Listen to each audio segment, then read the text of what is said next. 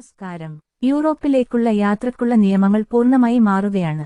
നിങ്ങൾ ബ്രിട്ടൻ പൗരനോ അല്ലെങ്കിൽ യൂറോപ്പിലേക്ക് പോകുവാൻ ആഗ്രഹിക്കുന്ന ആരെങ്കിലുമാണോ? ഇനി അതിരുകൾ കടക്കുന്നത് ഏറെ കർശനമായിരിക്കും. ഇന്ന് നമ്മൾ ഈ പുതിയ മാറ്റങ്ങൾ വിശദമായി നോക്കാം.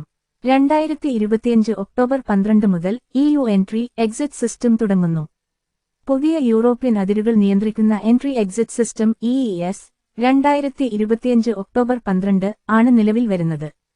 പ്രത്യേകിച്ച് ബ്രിട്ടനിൽ നിന്ന് EUയിലേക്കുള്ള യാത്രക്കാർക്ക് ഇനി വലിയ മാറ്റങ്ങളാണ് നേരിടേണ്ടത്.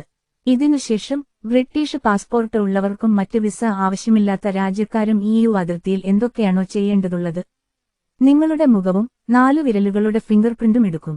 12 വയസ്സിന് താഴെയുള്ള കുട്ടികൾക്ക് ഇത് ബാധകമല്ല. ഇത് ഒറ്റ ദിവസം മുഴുവൻ രാജ്യങ്ങൾ പ്രാബല്യത്തിൽ വരുത്തുന്നില്ല. ആദ്യം 6 മാസം ബോർഡർ റൂലറ്റ് എന്നു പറയുന്ന പോലെ ചില അതിരുകൾ പുതിയ സിസ്റ്റത്തിൽ, ചിലത് പഴയ രീതിയിലാകും.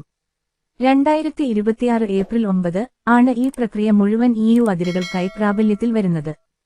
ETIAS വിസ വില 3 മടങ്ങ്. ഇതിന് പിന്നാലെ 2026 ഒക്ടോബർ ഡിസംബർ ഇടയിൽ ETIAS എന്ന ഈ വിസ സംവിധാനം ആരംഭിക്കും. മുമ്പ് €7 ആയിരുന്ന ഫീസ് ഇനി €20 ആയി വർദ്ധിക്കും. 18 വയസ്സിനു താഴെയുള്ളവരും 70 വയസ്സിനു മുകളിലുള്ളവരും EU പൗരന്മാരുടെ ഇമീഡിയറ്റ് കുടുംബാംഗങ്ങളും ഈ ഫീസിൽ നിന്ന് ഒഴിവാകുന്നു. ഇവിടെ പ്രധാനമായും അവധി ദിനങ്ങൾക്കായി യാത്ര ചെയ്യുന്ന ബ്രിട്ടീഷുകാർക്ക് ഒക്ടോബർ ഹാഫ് ടൈം ഹോളിഡേസിന് മുമ്പേ EES ബയോമെട്രിക് തയ്യാറെടുപ്പുകൾ വേണം. പാസ്പോർട്ട് സ്കാൻ ചെയ്യുന്നതും സ്റ്റാമ്പ് ചെയ്യുന്നതും തുടരും.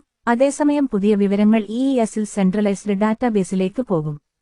ഇനി മുതൽ യൂറോപ്പ് പ്രവേശനം ആലോചിക്കുമ്പോൾ ഈ നിയമങ്ങളും ഫീസുകളും നിർബന്ധമായും മനസ്സിലാക്കണം.